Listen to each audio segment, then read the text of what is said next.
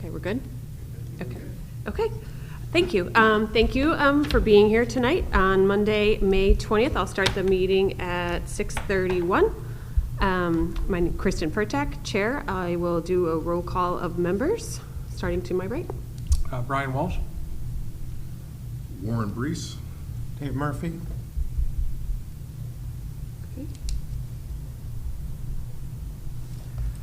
Okay, so I would make a motion to approve the agenda as presented. I did note that we're not going to go into as much detail on the matrix because we are missing two of our committee members. We will touch base on the process of it, but I think we'll go into further detail at our next meeting, so that'll be the only change on item 7. I make a motion to approve. Okay. Second. Okay, all those in favor? Aye. Any opposed? Okay, motion carries. Approval of the meeting minutes from our April 15th meeting. I make a motion to approve the minutes from the from March 18th. I make a motion to approve. Second. All right, all those in favor? Aye. Great. Any opposed? Okay. So moving on to our next item, we would like to recap the tour that we did with Gildersleeve and Brownstone with our guest here this evening, Chris Riley from Lexington. He did meet with us, with Ken and Brian and myself, as well as Dan, and we're involved in that tour. Ken did send me a list of questions just to touch base with Chris in his absence. We can talk on that, but Chris, I don't know if you're more comfortable sitting over there, if you want to join us up on the panel.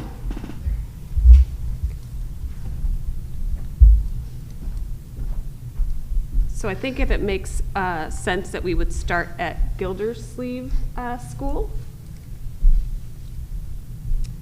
So we're going to open it up to you, Chris, when you get comfortable, just to kind of give us your. Yes. Sure. Yeah. If you want to introduce yourself, that would be great. Sure thing. My name is Christopher Riley. I'm president of Lexington Partners. We're a 35-plus year firm based in Hartford that does real estate development in and around Hartford County and actually all the way now down to the shore. So we are generally Class A multifamily developers, but we have also developed hotels. And over the course of my career, I've done a number of school conversions. I've done, every type of real estate that one can imagine. So. Okay. Thank you.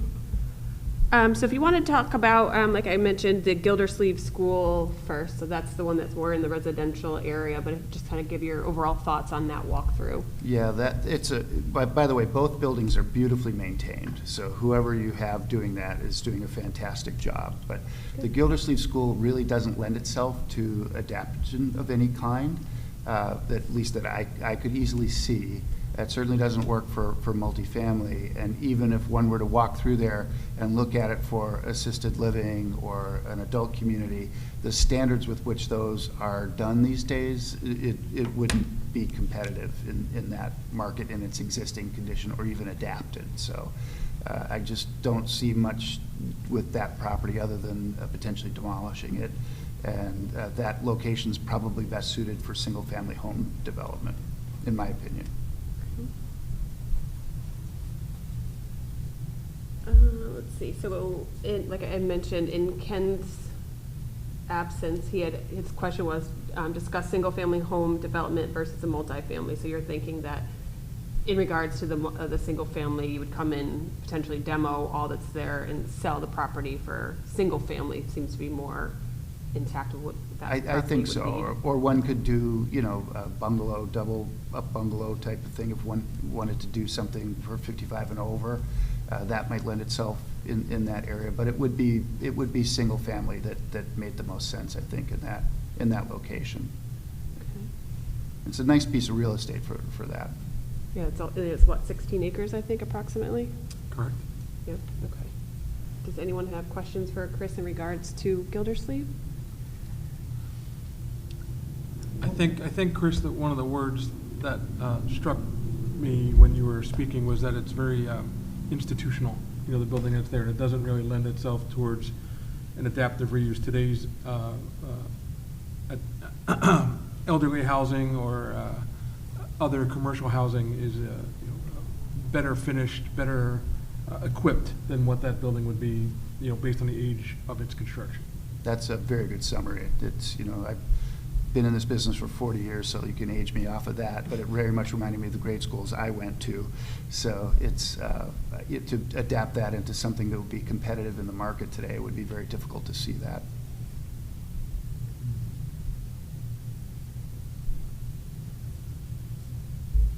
Any other questions in regards to Gildersleeve? We can always come back. In your opinion, should that, the direction go to sell that property, would it be in our best interest to take on the demolition and abatement of that property, or leave that to a future developer?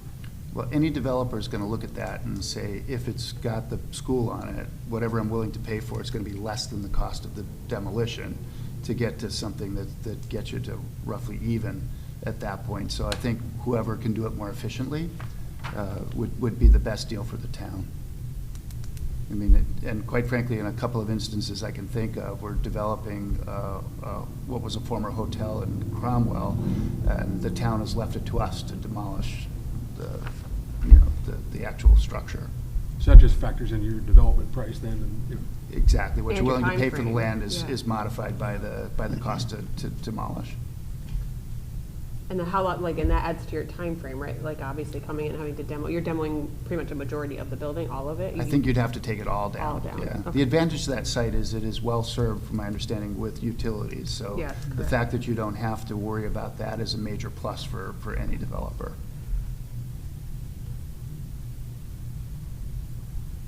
Okay.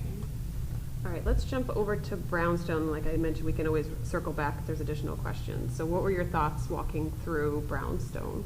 The Brownstone one was a lot more intriguing, and I think has a few options that a developer would explore. The front older side of the building is absolutely gorgeous. Mhm. So whatever happens, that building, in my opinion, should try to be preserved. The back side, the newer portions of it, really aren't very adaptable to anything, so that would probably want to get demolished. And the challenge with the Brownstone, the older part, is that auditorium and the underlying cafeteria. I still don't have really well-formed thoughts about how you could make use of that space. You know, I mean, it could stay what it is and maybe function. We've tried to work with community theater groups in the past in our projects to just have that space available to, you know, to a community theater type of operation. But transforming that space into something different would be quite costly. But the Brownstone could function potentially as a hotel. I think it would serve well that way. Or it could be the front end to a multifamily community, or it could be a front end to a condominium community, quite frankly.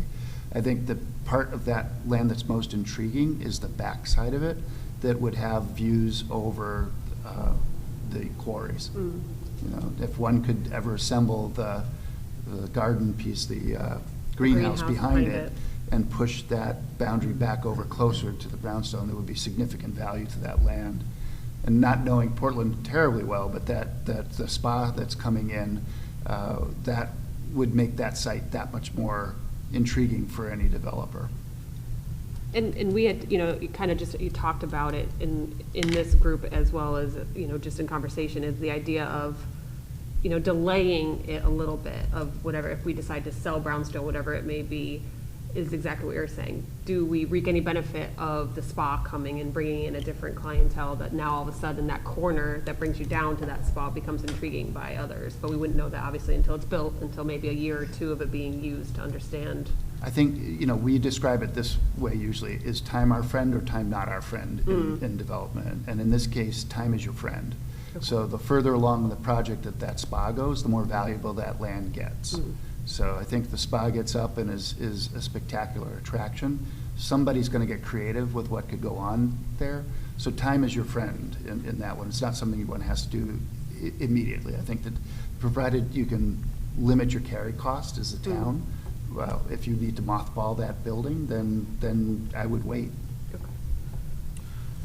Can you speak a little about the potential for a hotel?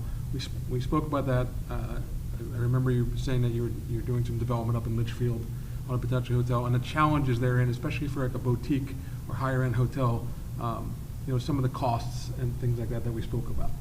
Yeah, the difficulties in transforming a building like that mostly involve running your HVAC and all the plumbing in a building like that. But that building is so attractive that the effort might be worth it there. The challenge is going to be the way the windows lay out in the classrooms doesn't immediately lend itself to cutting it up into hotel size rooms. But the ceiling heights are spectacular in both floors of that building. And I just think the entry itself would be dramatic for a hotel. The challenge would be to try and get some sort of setup off the main street for a turnoff and maybe a porte-cochere at the front so you could offload and not be in the weather. Because coming in from the side where you have the cafeteria would be tricky. Or if you're taking down the back side of that building, you could have your main entry actually on the back side of that building, especially if you were able to do something where you're trying to enhance the appeal of the place for the views over the quarry.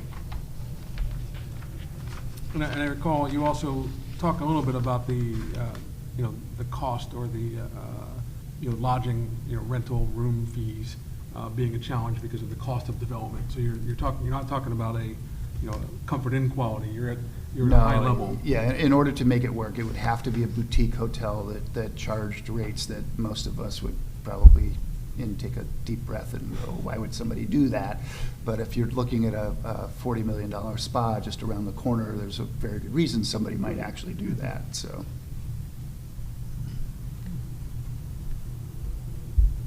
So we had talked about beyond the hotel, looking at potentially doing, more apartment style or even condos. So what would be the perk of, an apartment as opposed to more of a condo, purchasable as opposed to a lease?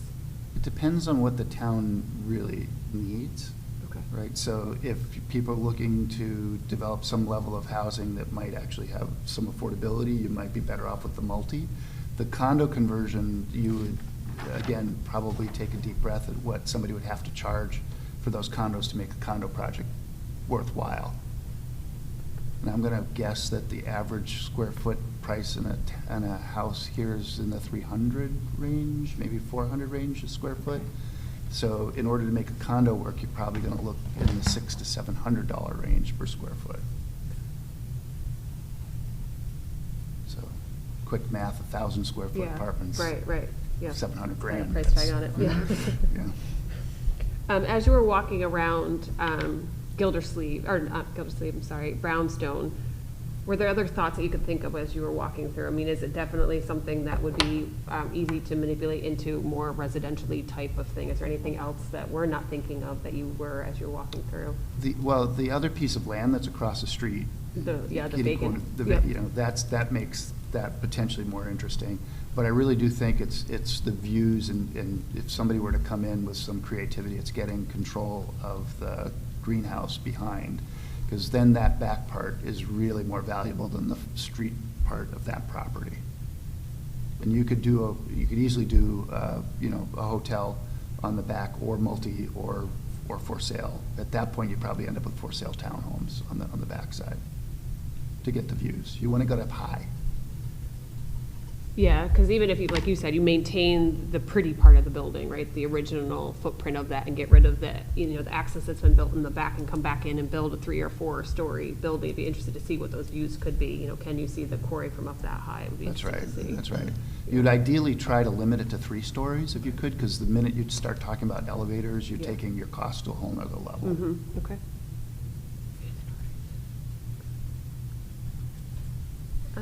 Would there be complications in parking and that type of thing? I know we had talked about kind of like the drop off in regards to being a hotel. There's not a lot of parking around there. We do have the playground hardscape to the left, right to the fence, but that's pretty much it. So it would be interested to see how much parking could actually fit there if you're looking at hotel No, you'd have to have an architect lay it all Yeah, out, but I think dropping the building in the back would really help with that.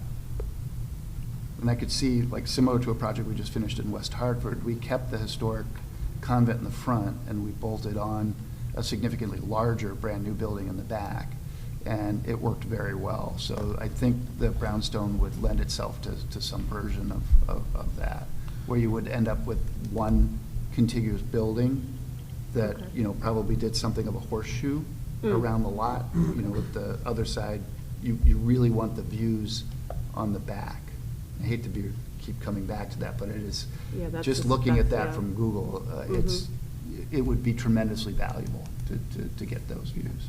Well, I think it's important to note that from a developer's perspective, where you see the value. It's not necessarily, you know, towards Main Street, which is where the school faces, it's the other direction.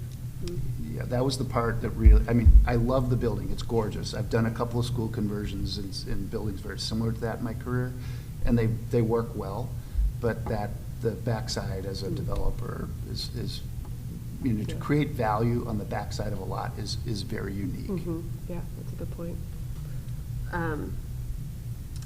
What was I gonna say? Is there value, from your perspective, in the photovoltaic system on the roof? There's a 67 kilowatt, you know, solar panels on the roof of the rear building, which you're saying is the less, you know, valuable portion from a developer's perspective. But does that hold any weight with the potential developer to say that there's an existing, or, you know, is it a benefit or a deficit? So long as it could be reused, I think there would be value to it. Anytime that you can at least cap the increases in your expenses, that adds tremendous value. That's a massive system, 57 kilowatts. So that's a big solar system. So not for, you know, don't want to bash Eversource, but Eversource's prices will never go down. So having the ability to at least control how much you're going to continue to write checks for would be great. But my understanding, you'd have to own the system for it to be of real value. Right. And if there's a lease on it, then it's a trade-off. You have to do the math and figure out Right. just how accretive it is. So this is a question to put you on the spot, but it's coming from Ken. He asks, you know, what would you think that property of Brownstone would even be worth? Yeah, no, he sent me that Okay. as a question, and it depends on the density that the town would allow you to get to on the acreage. I assume that you'd probably get 80 units in there, so you're looking at something between 20 and 30,000 door in value for that, less the demo cost, and then plus whatever you can yield out of the brownstone building. So $1.6 million to $2 million, probably demo that unless, if there's any hazardous material in there, assuming there's not. Sure. The demo cost is probably somewhere between $500,000 to $700,000 for that backside. The backside, okay.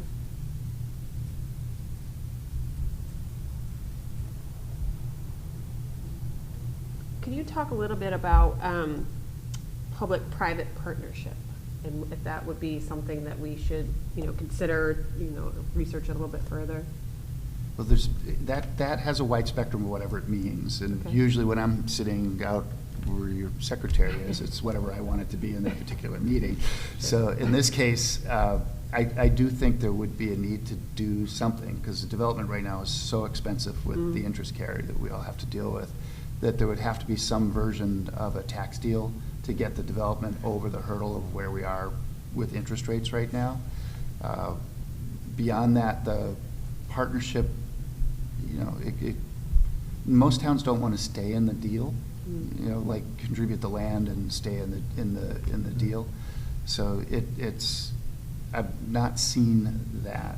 Okay. The only other partnership that I've experienced that a town, I assume you have some sort of a housing authority in town. So a housing authority by statute can bond on its own. So if you do a deal with a housing authority, it can be a big part of the capital stack on one of those deals, and you can develop some continuing income stream for the housing authority for continued compliance. So that can be viewed very favorably as a public-private partnership. There's very little risk associated with to the housing authority.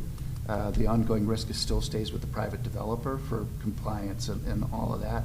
So it's a very good way to help with a capital stack and not put a burden on a municipality, because their bonding capacity is actually independent of the towns. Okay, that was a good explanation, thank you. Now, what are you seeing as a developer? Like, what are your challenges more recently I know we talked about getting the tax break. Is it getting funding and doing all the bonding? Is that a big Well, challenge? In pre-COVID, we could go to a bank and get a loan on a construction deal of 75% of the total cost of the job.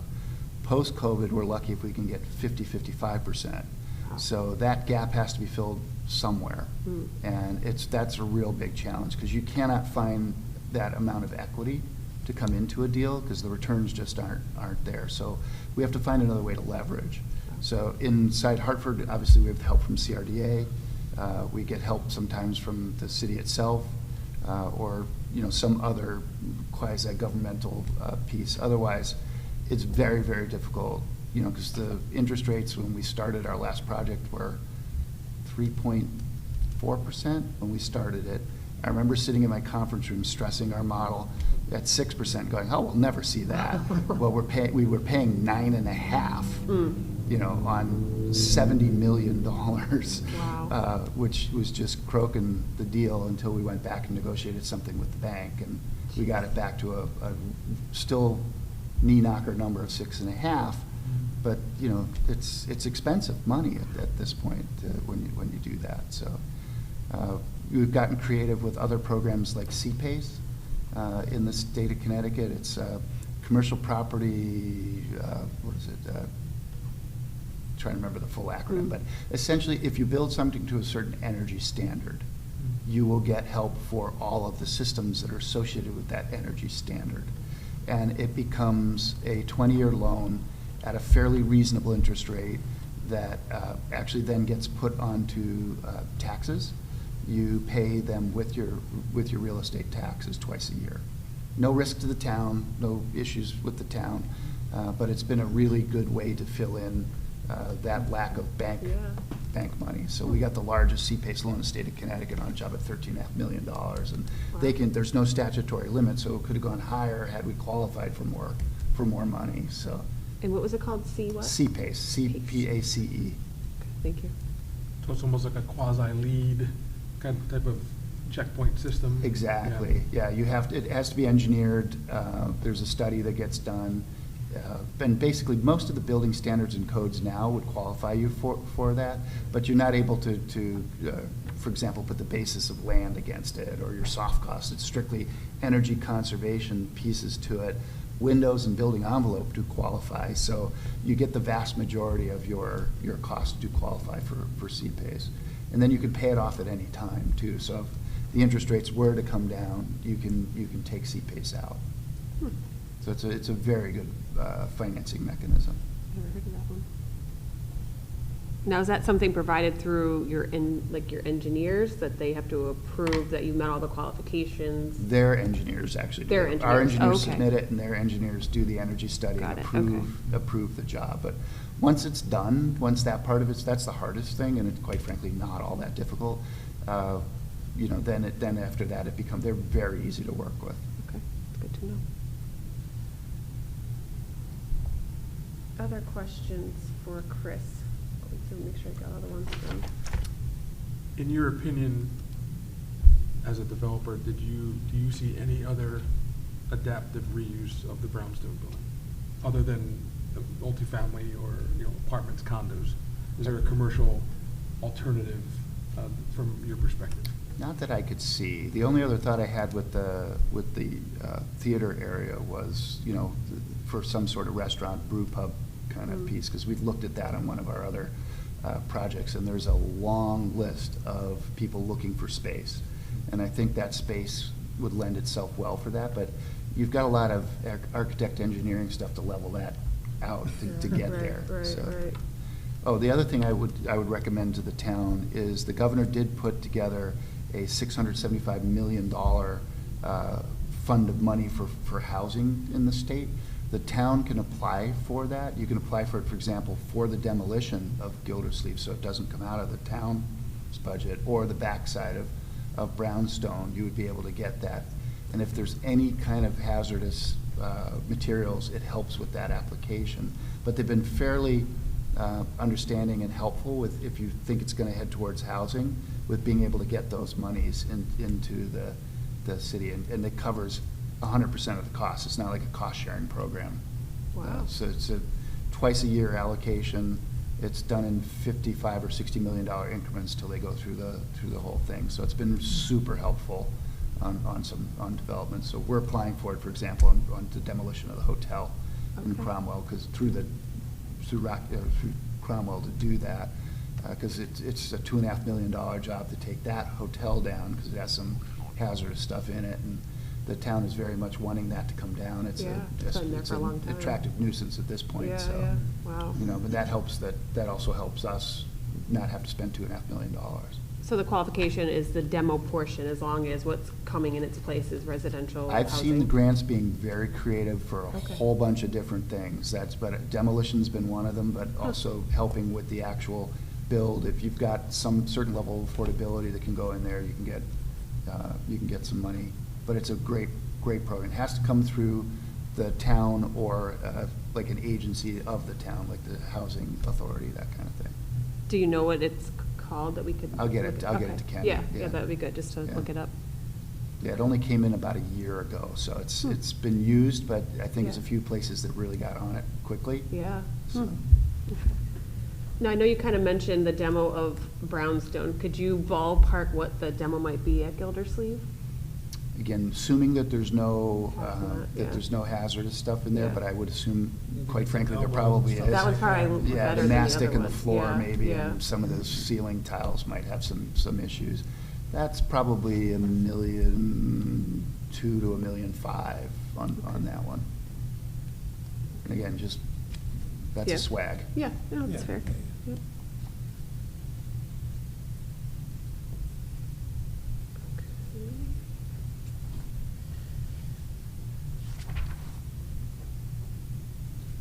That's where the public-private usually helps, because if your developer is the one doing it, it's probably going to cost less Mm. than when you do it through, When you do it through the yeah, town, procurement yeah, rules and everything for yeah. a public entity. Now, you mentioned Agalotti Field, so that's the one across from Brownstone. When you said that's a good piece of property, what do you see that becoming? Like a building or I really didn't focus on that, Okay, but just okay. having that, the access to it potentially? if you could interplay those two pieces somehow, Mhm. there's more value created there, because the retreat one that's off the street would benefit from what we call curb, actually having something on the main street that said, this is back here. Yeah, yeah, yeah. And vice versa, Okay.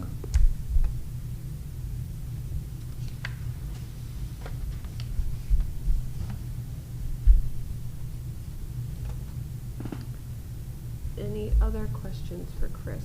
Anyone?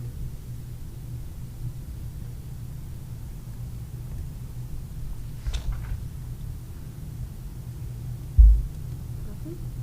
Wow. Wonderful. Okay. All right, well, I Thank appreciate you. it. Thank you so much. Appreciate your time. Yeah. Thank you so much for We'll coming. get some ideas. No, this is super helpful. Even just the walkthrough was, a good experience.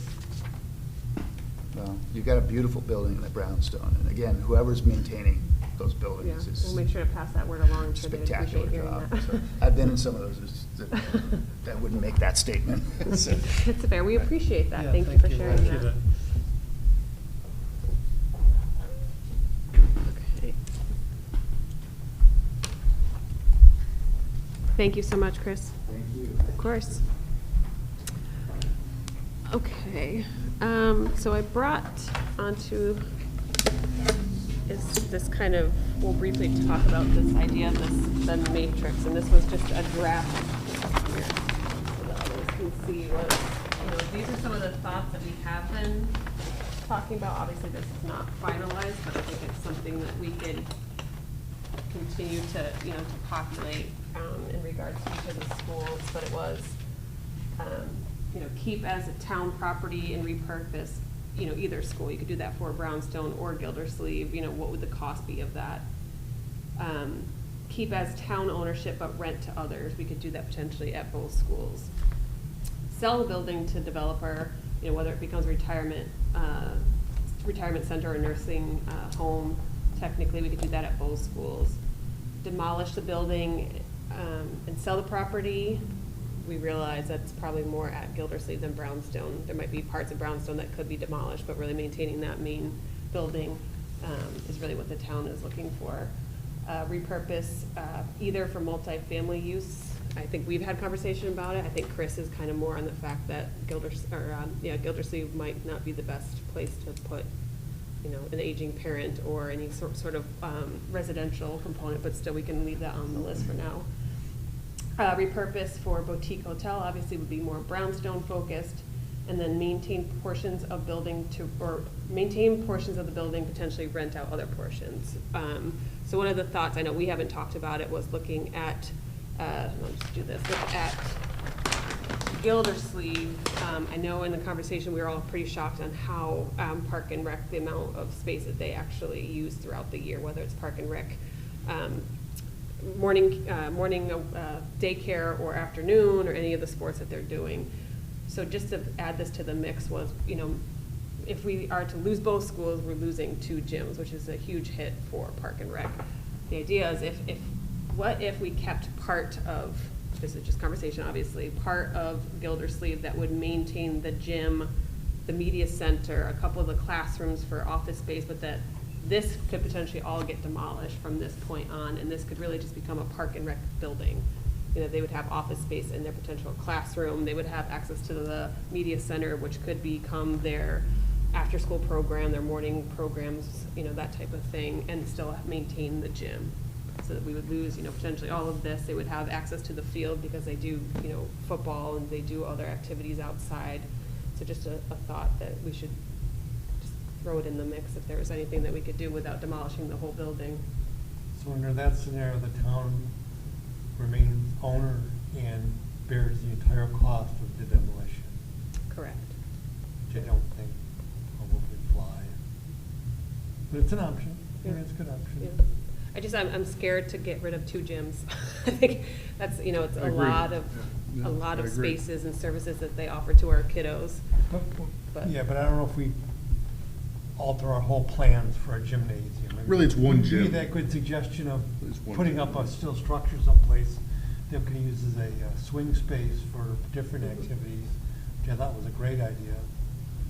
You know what I mean? Yeah, so let's add that.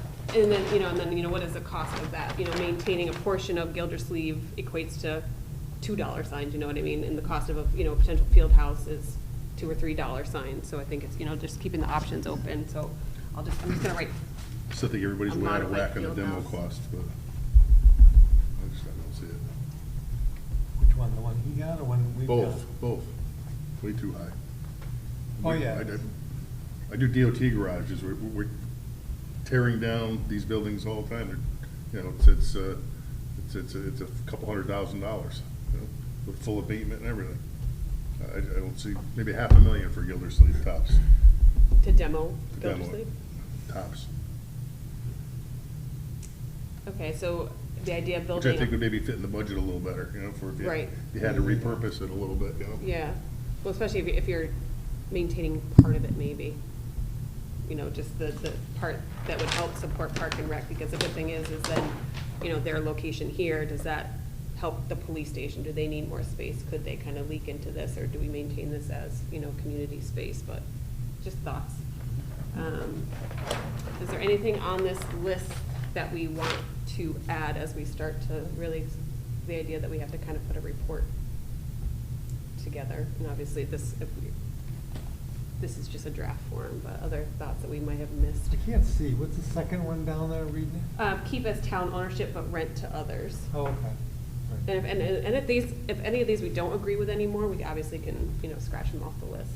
'Cause again, I was trying to pay attention, but I wasn't doing a great job. That's okay. I know you said it's industrial, which makes it not good for certain things, but we do have interest in maybe like Edelbrook and like another institution that does like special needs.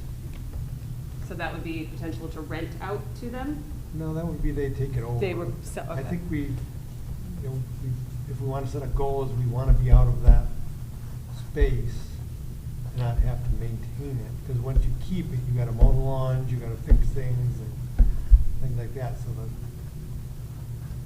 that we can do both own and maintain, or sell and Yeah. move on. Is there a big hit to the town that we potentially would lose 16 acres of town space if we sold Gildersleeve? I mean, that's a lot. They're not making any more land, so. Right, it's true. I'll just Yeah. chime in here. Yeah. Ryan Curley, for those who can't see me live. Yeah, and that's one of my concerns with that property. It's Warren just hit the head on the, they're not making any more land. And so what happens if the town does have growth 20, 30, 40 years out? If, losing that piece of property, it definitely has value. It's a prime piece of real estate. And so that is a concern with selling the property. Now, that's a challenge. What do you do? I think when you talk about demoing the building, there's definitely a cost. I know, $4 million seems pretty high to me. On the demo, it's almost like you hear about, when people get married and it's a wedding, you call a photographer and you ask them what their price is, and they say it's $1,000 for the day. Yeah. And then you say, well, Oh, it's a wedding. And they say, oh, it's $8,000 for the day. I'm Yeah. wondering, Yeah. I'm wondering Right. if maybe Right. we're That's getting a good analogy. prices similar to that because there's public schools and bonding and, yeah, I don't know if that, you know what I mean, but it just Yeah. makes me wonder if you're saying that the cost is I don't see X it. and. Mhm. There's not that much abatement in that. I mean, there's abatement, but no more than average. Yeah, because most people that we've gotten kind of rough estimates, no one's even been close to 4 million. I mean, even him, Chris just said Yeah. $1 million, $1.5 million maybe, and that's not obviously knowing every detail about that building. But that could be, as far as demo, if that were to be an option and the town were to consider selling that property, as Chris said, it may make more sense for a developer to come in, not the town, and buy that with the understanding that they would have to demo it. So Yeah. that makes me feel better because at $4 million, we'll never sell, if we No. wanted to sell the property, we couldn't at that price. So- Right. What did we say the square footage was for Gildersleeve? Yeah, I have the card here somewhere. 42 or 47, if I remember right. Estimate. Of course, I don't have it right here.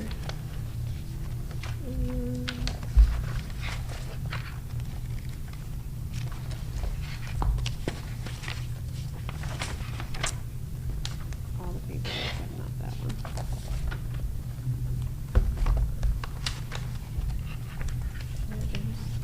Um,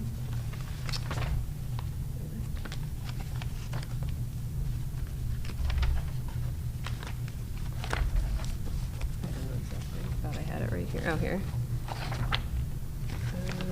So Brownstone.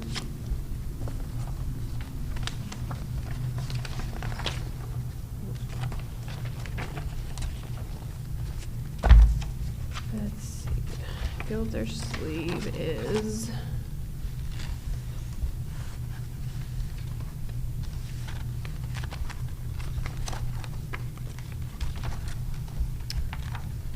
Uh, 210, 30 something? Shouldn't that be on this list? About 40,000, does that sound right? 39,995?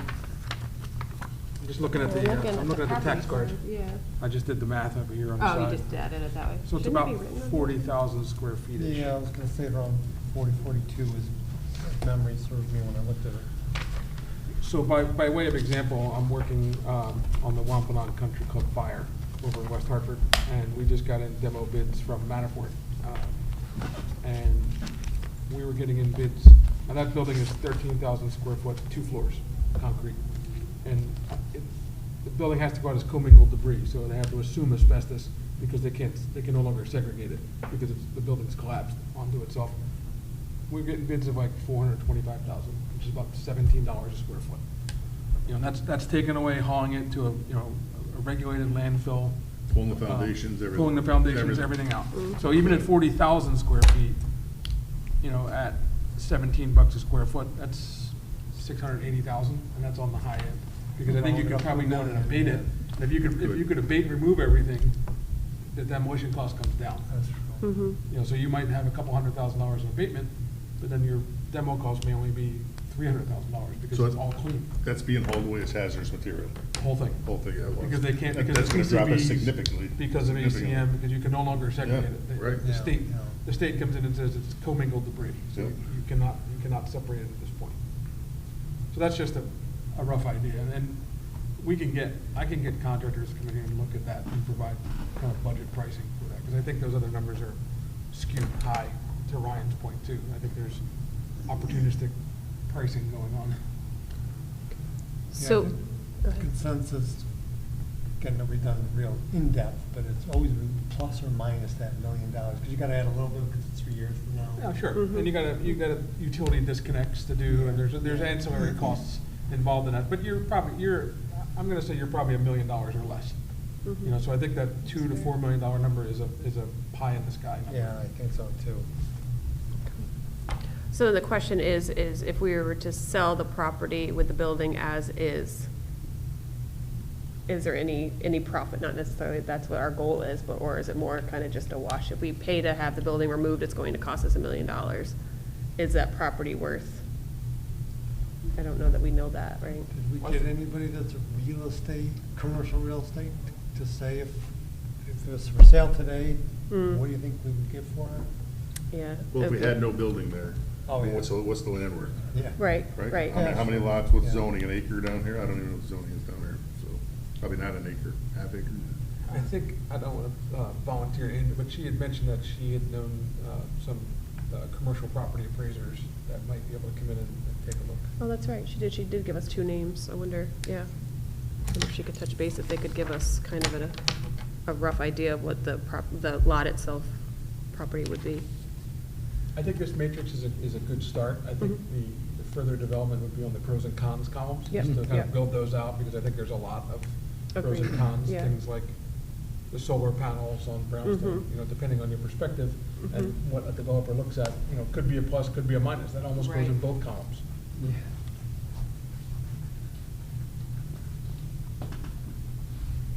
Yeah, but I think a perspective that we didn't really recognize until Chris brought it to our attention was the focus being not Main towards Street Main side, Street, it's yeah. towards the river and towards the quarries. Mhm. You know, so to develop that with other potential and looking the other direction. Yeah, agreed. It'd be interesting to get up on the roof of Brownstone to see, can you actually, are you tall enough that you can actually see over the unfortunate greenhouse, but right, behind it, that you could see. The other thing I found interesting that he was saying in almost all of their developments is the idea of rooftop entertainment space. He said in Yeah. all their current developments, not necessarily a bar or a restaurant, but he says there's always a public space, a community space that focuses on rooftop decks. He said it's a Mhm. huge selling point for their clients today in 2024. He said almost every development they talk about has some sort of rooftop development, even if it's just a community gathering Yeah. space with a Mm. rooftop deck with Mhm. views. Yeah, that'd be a nice view up there, yeah. So any other thoughts in regards to, well, at least like the ownership column? We can always, add to the pros and cons, so is there anything else that we talked about that we're missing? I don't know if I'm blocking everybody's way.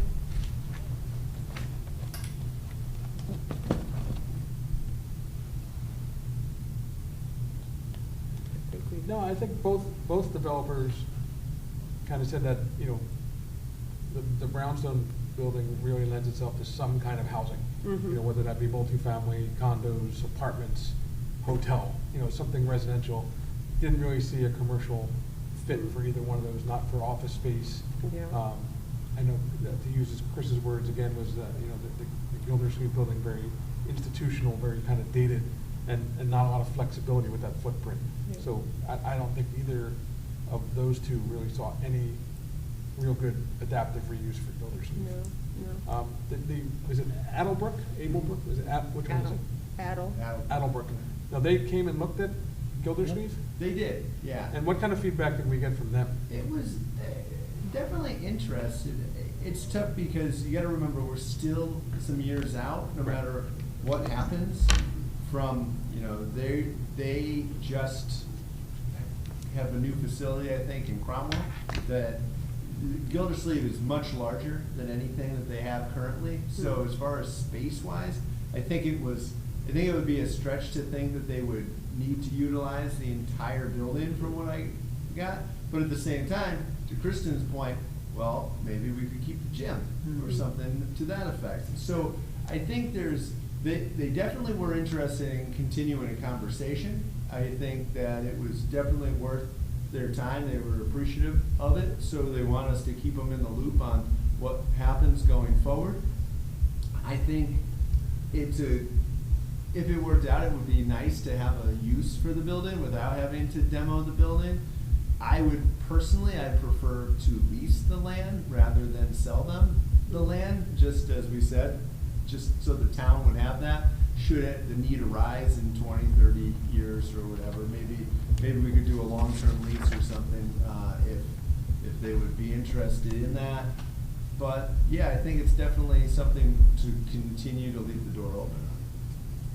And then Oak Hill is the other one, that Gildersleeve is probably too much space for what they would need as well.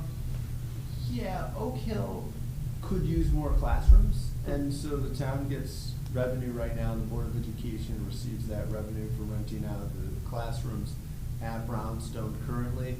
So they would be interested in expanding. I don't know if they would need an entire school, but there's also options with that. That's a nice idea for Brownstone, because I like the idea of that. Say we don't know what we're gonna do with Brownstone yet. Maybe renting out those classroom spaces could cover the cost of maintenance of the During the building monthly, while we yeah. figure things out, so it's not, a money loss for the town.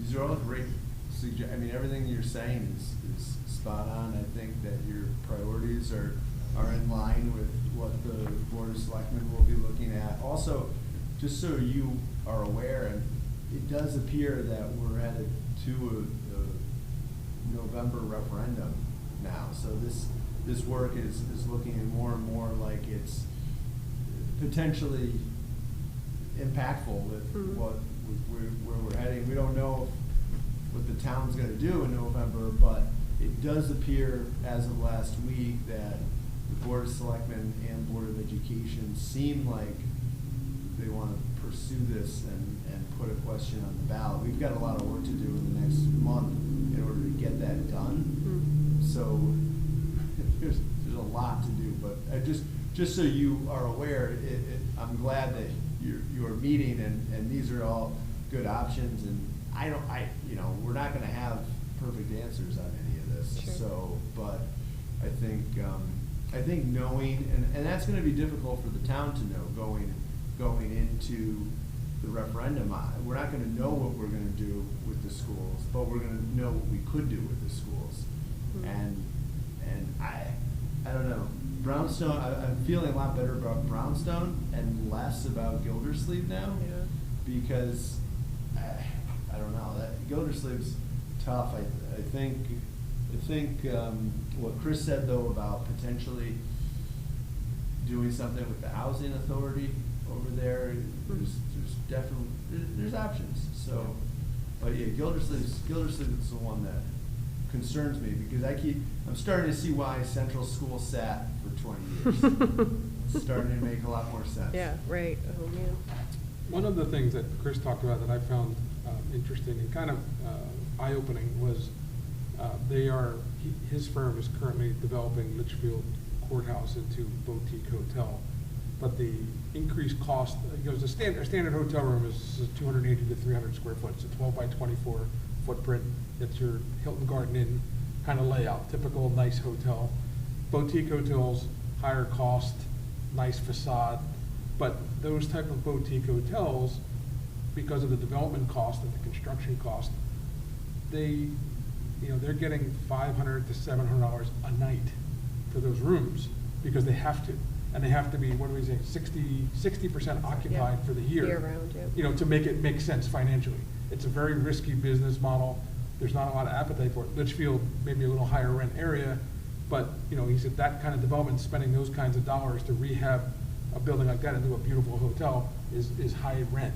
He said, so you're looking at, it's not gonna be, the place where, grandma and your cousins are gonna stay when they come to visit, because you're looking at, you're looking at $600 a night, for a room there. So maybe fits more into the that model for the spa and those type of clientele, but maybe not so much as your Your daily family visit, daily yeah. family visit. You know, so very eye-opening from a developer standpoint, talking about, you know, those kinds of costs. Yeah. It would almost be cheaper to go brand new construction because you wouldn't have to deal with all the issues that comes along with that building. So it's again, a blessing and a curse. We saw the issues at the walkthrough, so, Right. yeah. Yeah, yeah, yeah. It's nice of the two developers now, who both said that that spa has now increased the value and the possibilities Yeah. for Brownstone. Right. And then Brainerd Place on the other Yeah. bookend Yeah. will hopefully spur that, hey, it's right in the middle, this could be multiple things. Yeah. And I think that's, I made a note of that when we first started the meeting too, is that, he mentioned it today, is that time is our friend, you know, here, because we need the time, number one, and number two, allowing these other developments to move forward is only going to help us in the long run and look through a different lens. Yeah. Yeah, because the spa is open 2025, 26. No, 25. Oh, okay. Fall of 25 is Oh, their okay. plan, yeah. Oh, that's quick. Ambitious. Yeah, It is that is, ambitious, wow. yeah. Okay, so I mean, so even if we're 2-3 years out, 4 years out, we'll have at least some good understanding of what, you know, what folks are coming in to utilize that spa. Because I think even with the hotel, we talked about the idea that St. Clement's, you know, the weddings and stuff that they do there, Wesleyan Parent Weekend, there's not a lot of good options for them unless they obviously go to Cromwell and other places. But, I mean, I think that, you know, it's still on our list.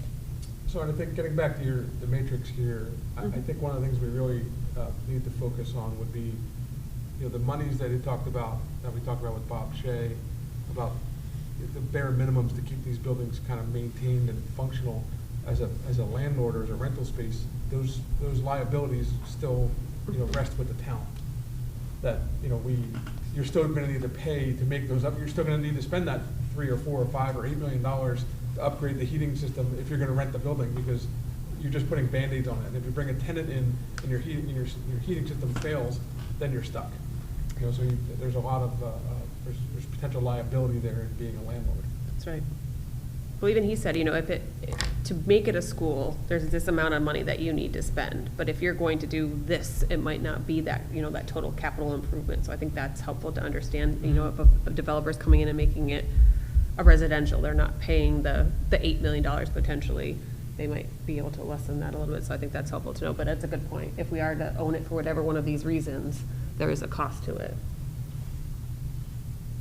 Sims, do you email that to the full, I did, yeah, yeah. Okay. And I can email it again. Yeah, I might have missed that. That's okay. Yeah. Yeah, no, I can definitely do it. And this was That's just great. me brain dumping, so there's probably things that we can all add and contribute to it. No, but thank you for doing that. Yeah, That's yeah. good, Yep. All right, is there any other?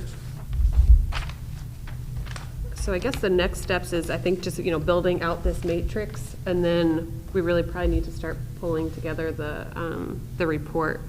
But I think we've added to the list is touching base with Angela to see if there's one of the assessors that could give us an idea of what the property at Gildersleeve. Appraiser, Yeah, Also, I think a big pro, I don't know if it's on there, I can't see it. That's okay. Actually, it's not that great, is the possible state funding if we do some demolition. And also Dr. Britton said something about sometimes the state, because we're not gonna need swing space for the new school, they typically will spend multi-millions of dollars to put in modular stuff to get the kids out of the building when they remodel it. We won't need that, because sometimes they're willing to spend money, give you some money for that demo or some other things, because you're not spending that money. money, okay, that's a good, yeah, I added that, and I think the couple, money, the funding for housing and stuff that Chris had talked about, hopefully he'll send us that information, that $675 million that's available. And then that C-Space, or C-Pace, was another good one. Yeah, that's good. Yeah, it's good to know that. I mean, the more money we can get free. Agreed. All right, is there anything I else? mean, that would be a feasible thing, is if we got the money and they took everything down, but maybe the gym and some space at the end, I don't know how feasible that is. Yeah. Kept the property, but didn't have the cost now, with huge cost. Right, Which property, Gildersleeve? the Gildersleeve. Yeah, if we were to maintain the gym area with the library and stuff, I wonder what the cost would be to run that portion of it. Probably have to add some supplemental heating and air conditioning. Yeah, just for right, 'cause that where is all area, of but that? Probably wouldn't be absorbent. Okay. Is that all underground? Is there like a, sorry, Karen. Where is all the mechanical space? It's on the other side of the building. Next to the auditorium. At Gildersleeve? Yeah, the old gym. Or behind it. Behind it. Oh, okay. Yeah, behind. Down the Oh, hallway. okay, this is not behind it. captured Yeah, on yeah, that floor yeah, plan yeah. then, okay.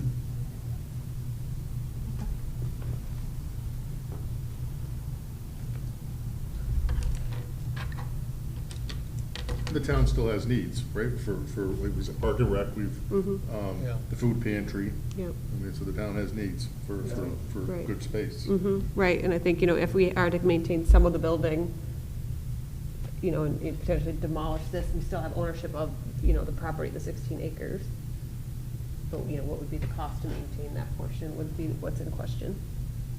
I think the issue there, because it doesn't seem like, looking at it, there's not a lot of rooftop units on top of that. That was a later addition to the building, but I think it's still fit from that central plant, which is clear across the building. Right. So the option to try to segregate that or demo one part, you'd almost have to rebuild a central plant to feed that, and that, Would be good because it could be more energy efficient. but that gym is undersized, right? So there's no room for seating, there's no room, there's a lot of issues there. It needs roof work, it needs a new floor now, the value of That what's is a there. new floor in there, by the way. What's up? It is a new floor. Repair floor, yeah. Yeah. But it needs work, so there may be diminished Right. value to what remains. Sure. And it may not be 100% functional. I remember as a parent having to go there and stand along the sidelines. During basketball because practice, it's just yeah. not, it's not big enough. Mm-hmm.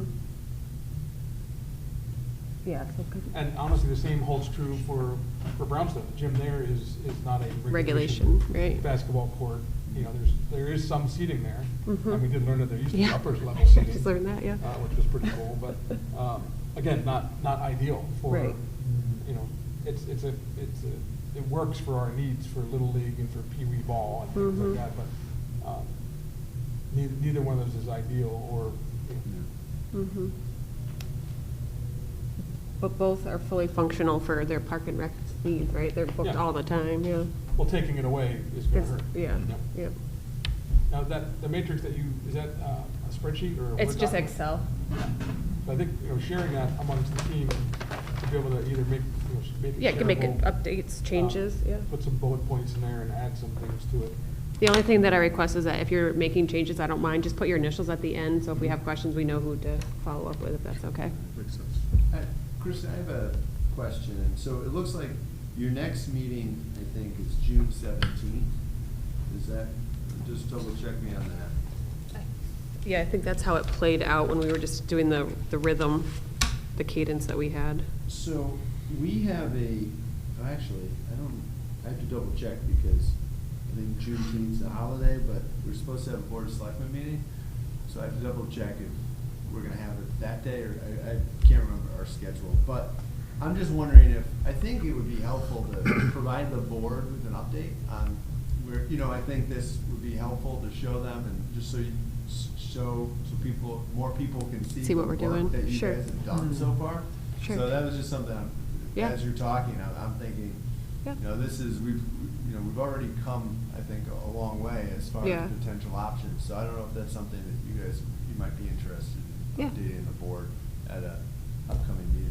Yeah, I think we could do that. Yeah, I mean, I think we've got enough of the options Yeah, that we I can think so, give too. feedback on, Yeah. yeah. And how would that work, Ryan? Would all the members of this committee need to be at that meeting, or how does that No. work? Just a No, couple it could just representatives? be, well, you already have Sean, who's not here today, is on there, so, and he has provided updates, I provide updates, but honestly, Chris and I think, if you don't mind, his chair is coming, not to throw you under the bus. Looking at you all with the evil eye. But, honestly, Yeah. if not, just Yeah. one representative, really, it Sure. doesn't have to be Kristen, but I just, Okay. you have all all the Yeah. spreadsheets. Yeah, and even if Ken wanted to be on board too, because I will say he's, Yeah, if you and Ken wanted, Yeah, So yeah, he's not that here, anybody we else can can't come, but I don't, volunteer, right? yeah. Yeah. It's always I good to make have a a motion. partner. Yeah, it's always good to have a partner in crime during those One things, of so. my tricks.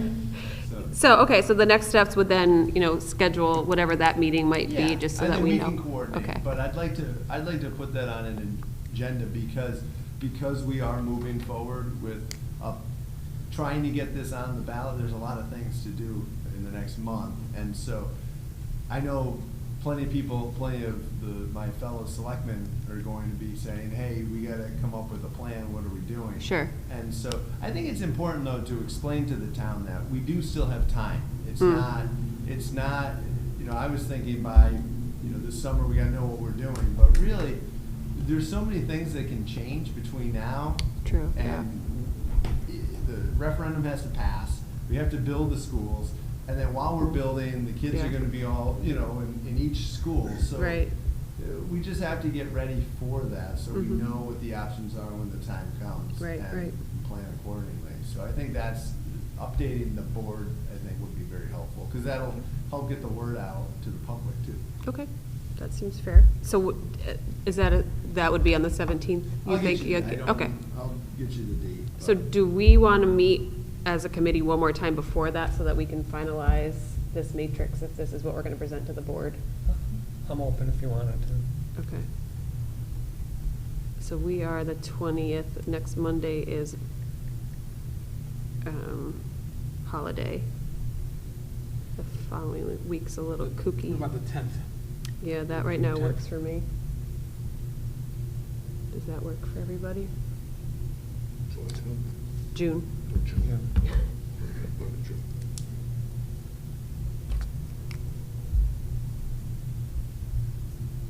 And we can reach out and see if that works for Angela and Ken. Yeah, that would work for me. Okay. The I same think time, it's a good idea. 6:30? Maybe have some more bullet points if you could share this document. Yeah, I will send it as soon as I get home, of course, yep. I know you emailed this to everybody, but the selectmen probably put a little 2 or 3 page thing together, maybe. Okay. Like something like that. Sure. So they can look at it, Yep. and. Yeah, I can print it out, yeah. And I That would think help, I can pull up like a bullet list of, our meeting minutes and some of our talking points. I can put that as kind of like a Yeah. leave behind.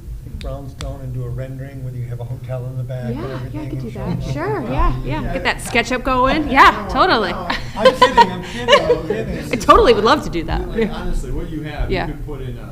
and just pass out sheets. Yep. So, yeah. that's- Sure. yeah. Now, is it something that would have a screen that I could bring my, We could do that. yeah, just because I think having it this size, obviously you're sitting too far away, you can't see. Yeah, I couldn't get it on the camera, unfortunately. I tried. Oh, really? Oh, I sorry. mean, I have it, but it just didn't, you can't read it. That's Oh, all. okay, okay. Okay, so I'll work on that. All right. Anything else this evening? Okay. I make a motion to adjourn the meeting? Sorry, were you saying something? Yeah, so tentatively, we'll have that meeting, a special meeting on the 10th. The 10th, If correct. we do have a board meeting on the 17th, then I don't think, or on the 19th, which I have to look into, but you could just have your regular meeting on the 17th too, because that would be Monday, and then the board meeting would be that Wednesday, so. Oh, I see what you you're may saying. not. So let me Okay, get back, good. I'll All get right, back check to that you on first. that, Yep. and then we'll go from there. But Okay. I think the 10th is a good backup plan too. Agreed. Yeah. Okay. So, yeah. Okay, great. These are good. Thank you. Okay, make a motion to adjourn the meeting? I second. Okay. All those in favor? Aye. Any opposed? All right, meeting is adjourned at 7:35. Thank you.